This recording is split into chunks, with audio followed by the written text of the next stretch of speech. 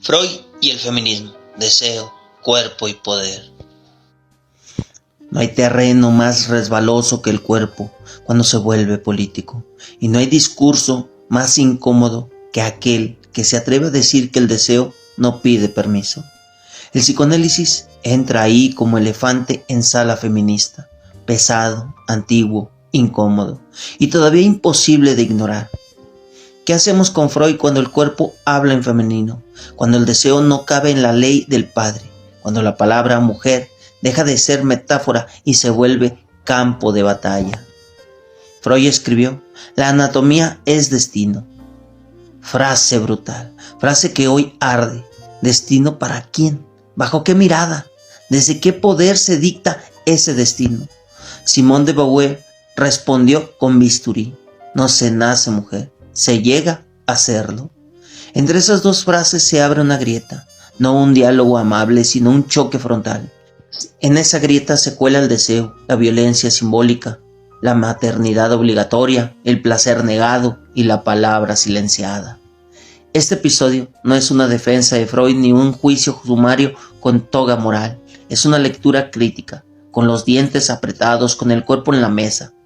Porque el psicoanálisis no es neutral y el feminismo tampoco. Ambos hablan desde el poder, ambos lo cuestionan, ambos lo reproducen. Y ahí está el pedo. Helen Sissoud lo dijo sin rodeos: la mujer debe escribir su cuerpo, no interpretarlo, no traducirlo al idioma del amo, no pedir permiso, escribirlo, derramarlo. ¿Qué pasa cuando ese cuerpo escrito se encuentra con un aparato teórico que durante décadas habló sobre los lugares sin escucharlas? ¿Qué pasa cuando el inconsciente deja de ser un sótano y se vuelve archivo político? Borges escribió que somos nuestra memoria, somos ese quimérico museo de formas inconstantes. El cuerpo femenino ha sido ese museo, catalogado, vigilado, explicado por otros. Freud clasificó, nombró, diagnosticó, a veces iluminó, a veces encadenó. Schopenhauer, con su cinismo elegante, ya había advertido: la voluntad es una fuerza ciega. El deseo no es moral, no es pedagógico, no es bonito, y eso incomoda tanto al patriarcado como a ciertos feminismo domesticado. ¿De quién es el cuerpo? ¿Quién narra el deseo? ¿Quién gana cuando el placer se medicaliza y el dolor se romantiza? En México, estas preguntas no son abstractas, se escriben en cifras de feminicidio, en maternidades forzadas, en cuerpos desaparecidos, en mujeres que escriben, marchan, gritan y piensan desde un territorio que no cabe en el consultorio vienés. Este podcast no busca reconciliaciones falsas, busca fricción, busca pensamiento, busca incomodidad productiva, porque como dijo Beauvoir, el opresor no sería tan fuerte si no tuviera cómplices entre los propios oprimidos, y a veces el discurso también es cómplice. Bienvenidas, bienvenidos, bienvenides a Metáforas del Multiverso. Aquí el deseo no se disculpa, el cuerpo no se calla y el poder se analiza, se exhibe y, si es necesario, se manda al carajo. El problema no es Freud como individuo, sino el lugar desde donde habló. Viena, finales del siglo XIX. Un mundo donde el cuerpo femenino era problema médico, misterio moral y propiedad legal. Freud escribió sobre la mujer desde ese archivo. No inventa el patriarcado, lo teoriza, y eso importa, porque teorizar también es ejercer poder. Cuando Freud define la sexualidad femenina en relación con la falta de pena, falta de actividad, falta de palabra, no está describiendo un hecho natural, está fijando una gramática. El deseo femenino aparece como derivado, como un eco, como una respuesta tardía. ¿Qué es eso sino una metafísica de la carencia? Derrida lo habría dicho así: la metafísica accidental es una metafísica de la presencia. Y el falo ocupa ese lugar de presencia plena. Y todo lo demás orbita alrededor. Simone de Beauvoir lo vio claro: la humanidad es masculina y el hombre define a la mujer no en sí misma, sino en relativamente a él. El psicoanálisis clásico no escapa a esa lógica. El inconsciente femenino es leído como déficit, como desvío, como enigma, que necesita traducción masculina. ¿Por qué el deseo de la mujer tendría que pasar por el filtro de Edipo? ¿Por qué su placer tendría que ser secundario, tardío o incompleto? Aquí entra Sisous con una patada poética. Es necesario que la mujer se escriba a sí misma, no interpretada, no diagnosticada, escrita, el cuerpo como texto que no pide autorización. El problema no es solo que Freud habló del cuerpo femenino, sino que lo hizo sin dejarlo hablar. El síntoma femenino fue leído, pero no escuchado. Schopenhauer decía, la mujer paga por su existencia con sufrimiento. Misógino, sí, pero también brutalmente honesto sobre la estructura de la voluntad y el dolor. El deseo no redime, no libra automáticamente. El cuerpo no es un manifiesto político por sí solo. Ahí el feminismo le reclama algo al psicoanálisis, pero también aprende de él. El deseo puede reproducir la dominación. No todo deseo es subversivo, no todo placer es liberación. ¿Cuántas veces el mandato de gozar se vuelve otra forma de control? Freud escribió, el yo no es amo en su propia casa. Frase potente, frase peligrosa, porque si el sujeto no gobierna su deseo, ¿quién lo hace? El mercado, el Estado, la iglesia, la pareja, el discurso médico. El feminismo lo entendió antes que nadie. El cuerpo femenino ha sido territorio colonizado por la ley, por la moral, por la ciencia y sí, también por el psicoanálisis. En México, esta discusión no se queda en seminarios. Aquí el cuerpo aparece mutilado, desaparecido, nombrado en voz pasiva. Fue encontrada, fue abusada, fue asesinada. ¿Quién habla ahí? Nadie. El lenguaje borra el agresor y administra el horror. Derrida insiste, no hay fuera del texto. El cuerpo también es texto y aquí se escribe con sangre. Las mujeres mexicanas, poetas, filósofas, periodistas, madres buscadoras, han entendido algo que Freud no pudo ver, que el inconsciente no flota en el vacío. Tiene historia, tiene clase, tiene territorio. Rosario Castellanos escribió, me educaron para obedecer. Esa obediencia no es solo social, se inscribe en el deseo. ¿Cómo se desobedece un deseo que fue entrenado para servir? El psicoanálisis aportó algo clave, el síntoma habla. Pero, ¿qué pasa cuando el síntoma es político? Cuando la histeria deja de ser patología individual y se vuelve respuesta colectiva a un orden violento. Freud escuchó a las histéricas, sí, pero las volvió caso clínico. El feminismo las vuelve archivo histórico. Borges escribió, el tiempo es la sustancia de la que estoy hecho, el cuerpo femenino también. No hay cuerpo sin tiempo, sin genealogía, sin violencia acumulada. La maternidad, por ejemplo, fue pensada por Freud como destino psíquico. Bouvier la desarma. La maternidad no es una función natural, sino una construcción social. Decirlo no elimina el deseo, pero la libera del mandato. Y eso cambia todo. ¿Puede el psicoanálisis deshacerse del falo como centro? ¿Puede pensar el deseo sin jerarquía? ¿Puede escuchar sin interpretar inmediatamente? Algunas corrientes lo han intentado, otras se quedaron cómodas repitiendo esquemas. Derrida advierte, toda estructura tiende a cerrarse sobre sí misma. El riesgo del psicoanálisis es convertirse en dogma. El feminismo lo pincha, lo incomoda, lo exige rendir cuentas. Y aquí entra la ironía. Muchas críticas feministas al psicoanálisis usan herramientas psicoanalíticas. El inconsciente, la repetición, la compulsión, la transferencia. No se trata de quemar a Freud en la hoguera, sino de leerlo sin reverencia, como se lee a un clásico, con sospecha. Porque el deseo no es limpio, el cuerpo no es puro, el poder no siempre viene de afuera, a veces viene en la fantasía, a veces goza ahí, y eso no se resuelve con consignas bonitas, se piensa, se analiza, se escribe. Sisous insistía en la risa de la medusa, no como burla ligera, sino como gesto político. Reírse del miedo, reírse del falo, reírse del discurso serio que pretende decirle a la mujer quién es. Freud temía esa risa, porque desarma la autoridad. Entonces, la pregunta no es si Freud fue machista, eso es obvio. La pregunta es, ¿qué hacemos hoy con ese legado? ¿Lo repetimos? ¿Lo corregimos? ¿Lo usamos contra sí mismo? El feminismo no cancela el psicoanálisis, lo fuerza a mirarse al espejo, y ese espejo devuelve una imagen incómoda. La teoría también desea, la teoría también ejerce poder. El cuerpo femenino no es un caso clínico, es un campo de lucha, y el deseo, lejos de ser privado, es una cuestión política.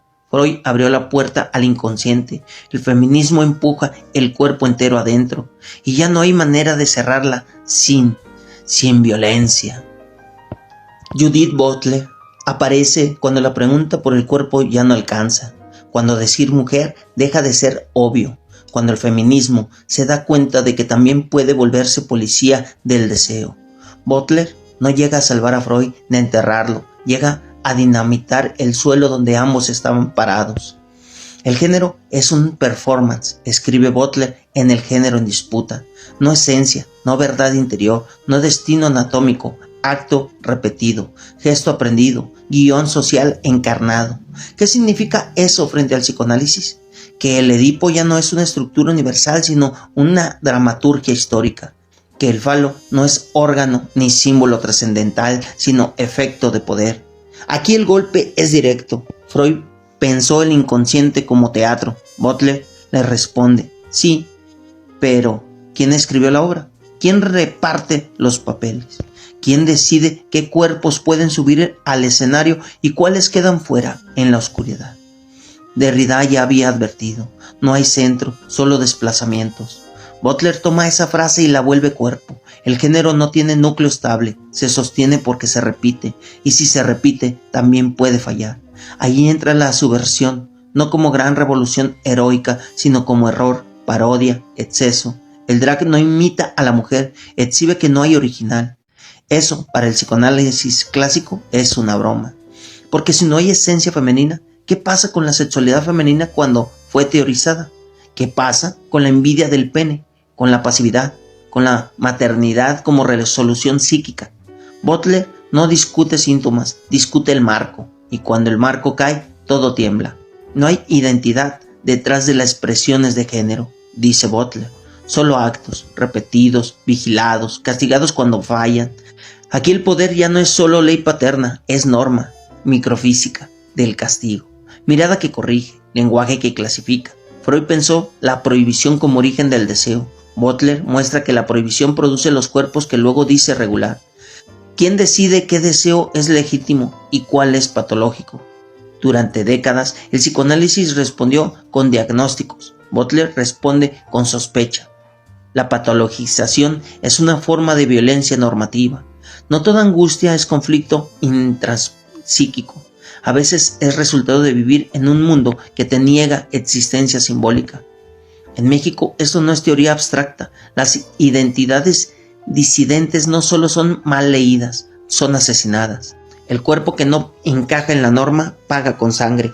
Butler lo dice sin rodeos. Algunos cuerpos importan más que otros, y el psicoanálisis, cuando se aferra a modelos cerrados, contribuye a esa jerarquía.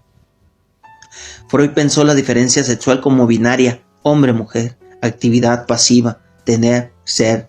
Butler rompe esa cuadrícula, no porque ignore el cuerpo, sino porque se niega a que el cuerpo sea reducido a un esquema.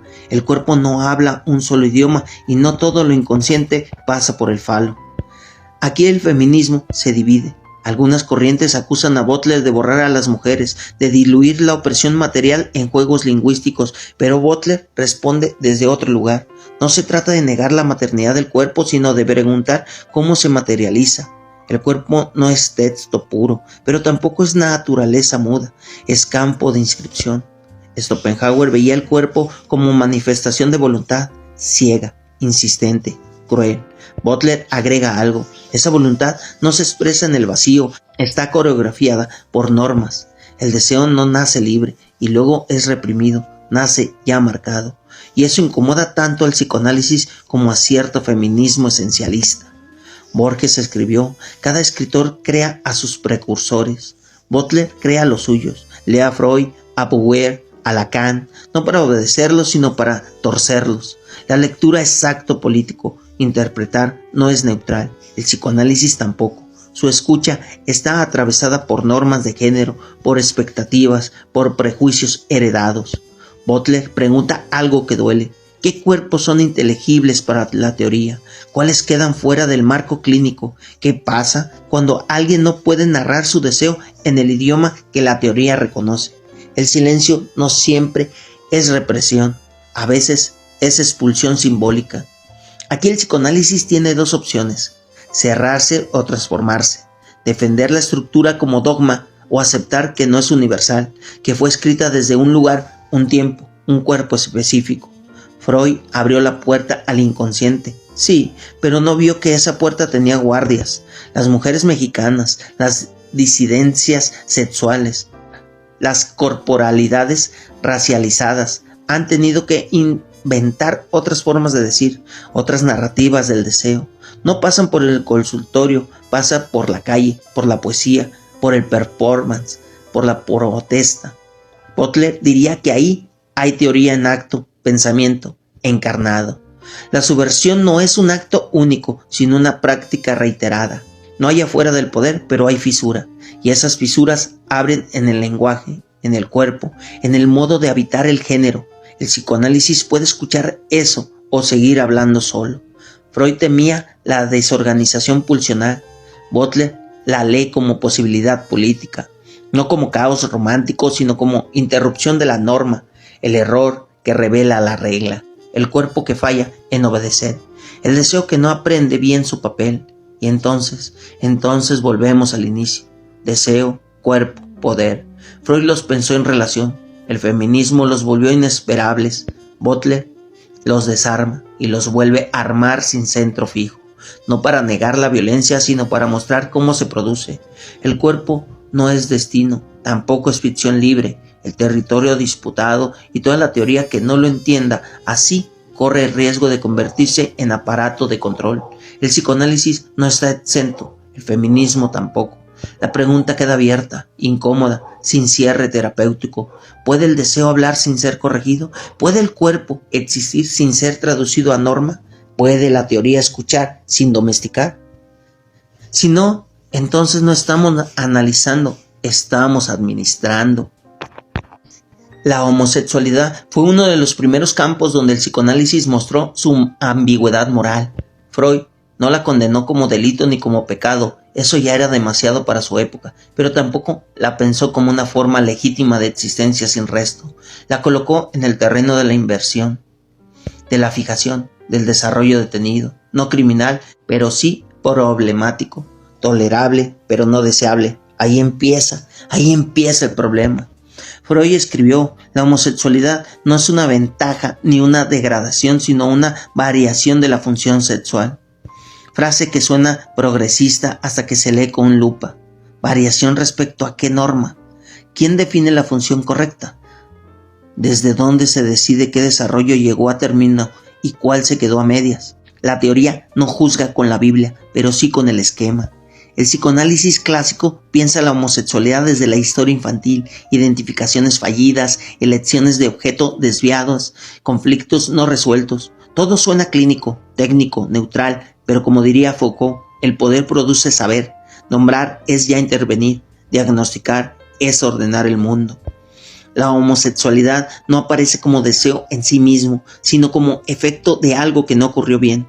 Falta el padre sobre la madre, se trastoca la identificación, siempre hay un error previo, nunca hay afirmación, nunca hay goce legítimo. ¿Por qué el deseo heterosexual no necesita explicación casual y la homosexual sí? ¿Por qué uno es norma y el otro expediente?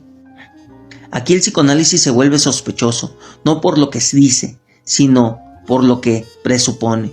Presupone que hay una meta natural, presupone que el deseo tiene un destino correcto, presupone que el cuerpo sabe de antemano a quién debe amar. Eso no es ciencia, es metafísica. Judith Butler lo formula con precisión quirúrgica. La heterosexualidad no es una orientación, es un régimen, un sistema que se presenta como neutral porque ha logrado borrar su historia. El psicoanálisis, al inscribir la homosexualidad como excepción, contribuyó a sostener ese régimen, no con odio explícito, sino con normalización. En México, durante décadas, la homosexualidad fue tratada como vergüenza familiar, como secreto, como chiste, como insulto, joto, puto, maricón. El lenguaje ya llevaba la condena incorporada. El psicoanálisis no inventó ese odio, pero tampoco lo desmontó del todo. Lo tradujo a términos técnicos, lo volvió sofisticado. Octavio Paz escribió: el mexicano teme abrirse porque abrirse es desnudarse. Para el homosexual, abrirse no era solo exponerse, era arriesgar la vida. El closet no era metáfora, era refugio. ¿Cómo hablar de deseo cuando el deseo te convierte en blanco? Freud decía que el inconsciente no conoce la negación, el cuerpo homosexual lo sabe, la sociedad sí, niega, borra, castiga. El deseo insiste, pero paga caro. El síntoma no es individual, es social, ansiedad, culpa, doble vida.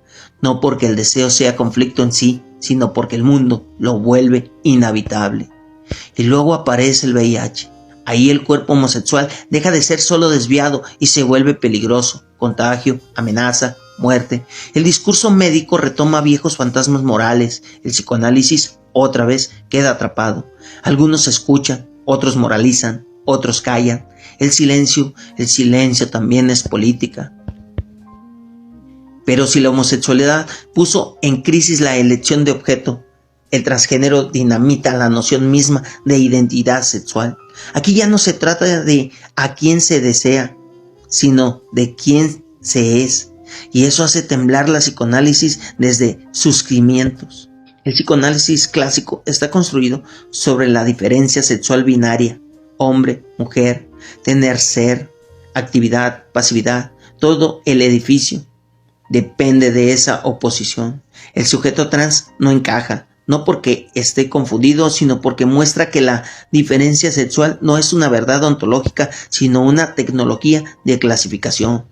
Butler lo dice sin rodeos: el sexo siempre ha sido género. No hay cuerpo puro previo al lenguaje, no hay anatomía inocente. El cuerpo nace ya interpretado, nombrado, inscrito.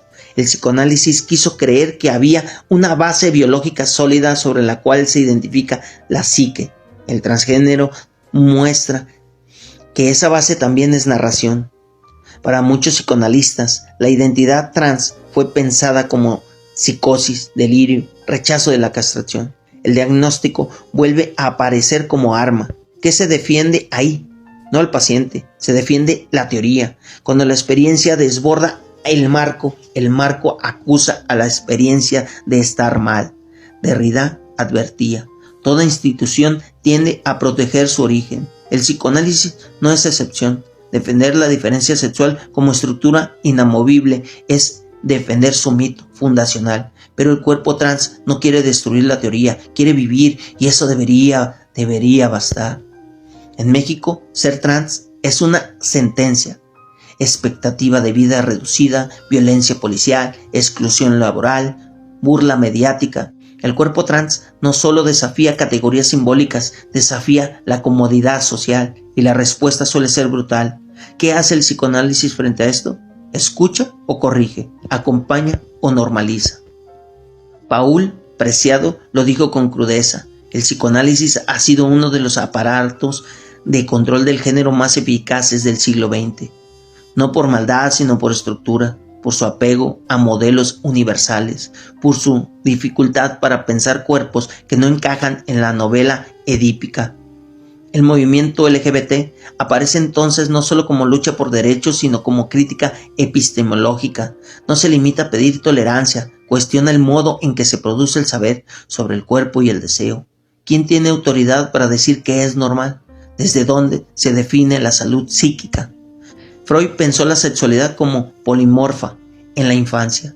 Ahí abrió una grieta radical. El problema fue cerrarla demasiado rápido en la adultez. No para quedarse en el caos, sino para mostrar que la norma es una decisión histórica, no una verdad natural. Borges escribió: nada es tan antiguo como una idea nueva. La diversidad sexual no es moda, es memoria reprimida. Siempre estuvo ahí. Lo nuevo es el lenguaje para nombrarla. Y ese lenguaje incomoda porque revela que el orden nunca fue tan sólido como creíamos.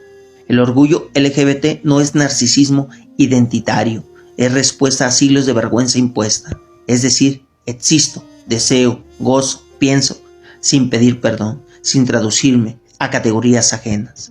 El psicoanálisis Si quiere seguir siendo relevante, tiene que escuchar eso sin intentar corregirlo.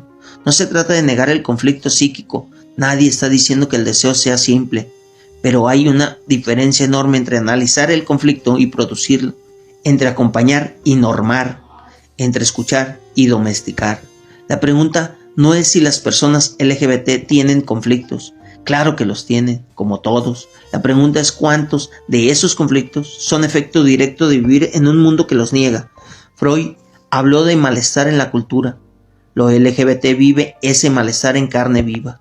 El cuerpo queer no es teoría aplicada, es existencia en riesgo, y toda teoría que no lo entienda así corre el riesgo de convertirse en cómplice. El deseo no necesita permiso. Lo que necesita es un mundo donde no sea castigado por existir.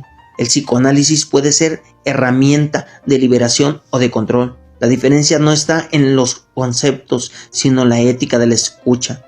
Escuchar no es traducir el propio idioma. Escuchar es dejar que el otro desarme tu marco.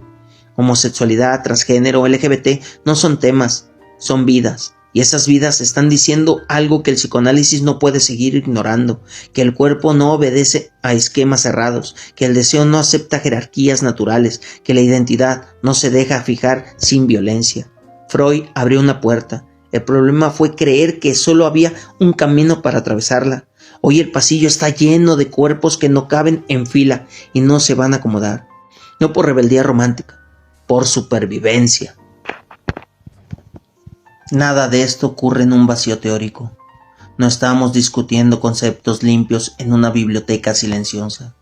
Estamos hablando de cuerpos que cargan golpes, insultos, silencios, entierros. El feminismo, la homosexualidad, los trans, los queer no son modas discursivas ni caprichos identitarios. Son respuestas históricas a una violencia persistente.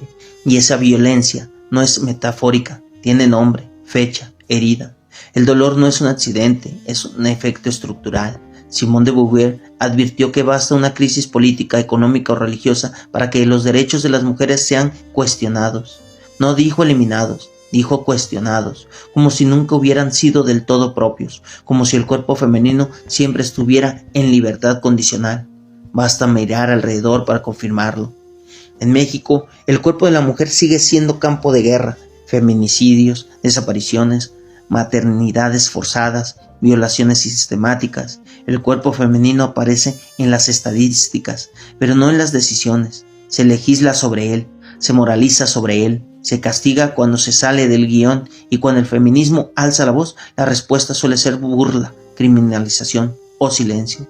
Exageradas, resentidas, locas, la vieja histeria con nuevo nombre. Lo mismo ocurre con los cuerpos disidentes. La homosexualidad sigue siendo motivo de persecución, aunque ahora se vista de opinión. El odio se disfraza de libertad de expresión. El rechazo se llama preocupación. El insulto se maquilla como chisme, pero el cuerpo recibe el golpe igual. El deseo sigue siendo castigado por no alienarse. Las personas trans viven una violencia aún más cruda. No solo se cuestionan su deseo, se niega su existencia, se les exige explicación constante, coherencia absoluta, sufrimiento ejemplar, como si vivir no fuera ya bastante difícil, como si el cuerpo tuviera que pedir perdón por no coincidir con la expectativa ajena. Butler lo dijo con claridad devastadora: algunas vidas son lloradas y otras no. Y eso define quién importa. Lo queer incomoda porque no ofrece una identidad fácil de administrar, no pide inclusión o cambio de obediencia, no promete estabilidad, desarma las categorías que el poder necesita para gobernar. Por eso molesta, por eso se le ridiculiza, por eso se le acusa de confundir, de exagerar, de discutir, como si la confusión no fuera ya parte de la condición humana. Freud habló del malestar en la cultura, pero hay malestares que no se distribuyen de forma equitativa. Hay cuerpos que cargan más peso, más culpa, más miedo, y el psicoanálisis, el feminismo y las teorías queer coinciden en algo fundamental. El dolor no es solo individual, se aprende, se hereda, se impone. Schopenhauer decía que la vida oscila entre el dolor y el aburrimiento. Para muchos cuerpos, el aburrimiento es un lujo. El dolor es cotidiano, es caminar con miedo, es amar con cautela, es medir las palabras, la ropa, los gestos, es vivir en alerta constante. Y luego escuchar que todo eso es exageración. Borges escribió que nadie es la patria, pero todos lo somos. Lo mismo pasa con la violencia. Nadie es el sistema, pero todos lo reproducimos cuando callamos, cuando normalizamos, cuando preferimos la comodidad al conflicto. La persecución no siempre necesita leyes explícitas, basta la indiferencia. Esa conclusión no pide compasión, pide atención, aprendizaje, escucha real, no la escucha que traduce todo a su propio idioma, sino la que acepta no entender de inmediato, la que tolera la incomodidad, la que no exige pedagogía constante, a quien ya está cansado de explicar su derecho a existir. Aceptar no es tolerar a regañadientes, no es yo respeto, pero aceptar es reconocer que el otro no necesita validación para ser, que su cuerpo no es debate, que su deseo no es amenaza, que su vida no es experimento social. El feminismo no busca supremacía, busca sobrevivir sin miedo. Las personas LGBT no buscan privilegios, buscan no ser asesinadas, no ser patologizadas, no ser tratadas como error. Lo queer no quiere destruir el mundo, quiere abrirlo un poco para que quepan más vidas sin asfixia. El psicoanálisis, si quiere seguir teniendo algo que decir, debe aprender a escuchar este dolor sin reducirlo a síntoma individual. Debe aceptar que hay sufrimientos que no se resuelven en el diván, porque se producen en la calle, en la ley, en el lenguaje. Debe dejar de defender sus estructuras como si fueran verdades eternas. Derrida decía que la justicia es lo que no se puede deconstruir. El dolor tampoco. No se relativiza, no se teoriza hasta desaparecer. Se enfrenta, se nombra, se asume como responsabilidad colectiva. No se trata de estar de acuerdo con todo, se trata de dejar de perseguir, de dejar de corregir cuerpos ajenos, dejar de exigir normalidad como condición para el respeto. Se trata de entender que la diversidad no es amenaza, sino evidencia de que la vida siempre fue más amplia que nuestras categorías. El deseo no va a desaparecer, el cuerpo no va a obedecer, la historia no va a retroceder sin resistencia. Podemos seguir negándolo o podemos aprender. Podemos seguir persiguiendo o podemos aceptar que el mundo ya cambió y que ese cambio, aunque incómodo, es necesario. Porque al final lo que está en juego no es una teoría, ni una ideología, ni una identidad. Es algo más simple y más urgente. La posibilidad de vivir sin miedo. Y eso, guste o no, nos concierne a todos. Y antes de cerrar, una cosa más. Esto que acabas de escuchar no es teoría para presumir lecturas ni discursos para quedar bien en sobremesas progresistas. Es un recordatorio incómodo. Las mujeres siguen siendo violentadas, desaparecidas, calladas. Las personas LGBT siguen siendo perseguidas, burladas, expulsadas, asesinadas. Y no es su problema. Es un problema social, es un problema político, es un problema humano. El dolor no se queda en quienes lo padecen. Se filtra, se normaliza, se hereda, y cuando una sociedad aprende a convivir con la violencia contra ciertos cuerpos, tarde o temprano termina justificando la violencia contra cualquiera. Ese canal Metáforas del Multiverso no existe para dar respuestas fáciles ni para tranquilizar conciencias. Existe para pensar lo que duele, lo que incomoda, lo que no encaja, para mirar de frente lo que muchos prefieren ignorar, para entender que el deseo, el cuerpo y el poder no son asuntos privados cuando hay vidas en juego. Aquí no se pide que todos estén de acuerdo, se pide algo más básico: atención, aprendizaje y un mínimo de decencia ética.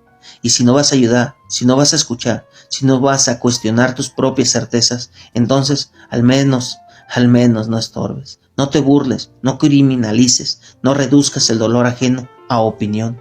Pensar también es una forma de responsabilidad. Si este episodio te motiva algo, enojo, incomodidad, duda, quédate, suscríbete, comparte. Metáforas del Multiverso no promete consuelo, pero sí pensamiento crítico, ironía sin anestesia y preguntas que no se dejen domesticar. Porque callar también es tomar partido, y aquí preferimos hablar. Si te gusta, comenta, comparte y recuerda, quien escribe merece el castigo de ser leído.